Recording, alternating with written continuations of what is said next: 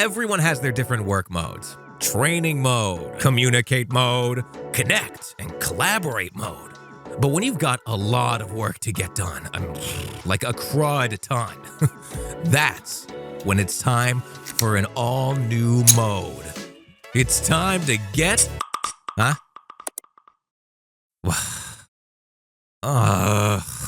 Okay. We've all been there. You're in the flow, getting work done, when all of a sudden you're taken out of the flow. And suddenly a 3-minute side task turns into a meandering time suck. There's a better way. Now, you're already familiar with how Tango helps you create how-to guides in seconds. But now, with guidance, when Bob needs answers to get his job done, well, he has interactive walkthroughs with your insights at his fingertips. So he can stay in the flow of his work, and you can stay in the flow of your work. With Tango guidance, nobody's getting stuck anymore. Mental energies are saved, meetings are happening less, and to-dos are getting checked. Why? Because everybody's getting work done. That's why.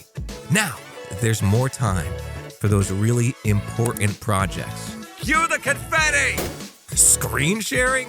It's over. Use guidance from Tango.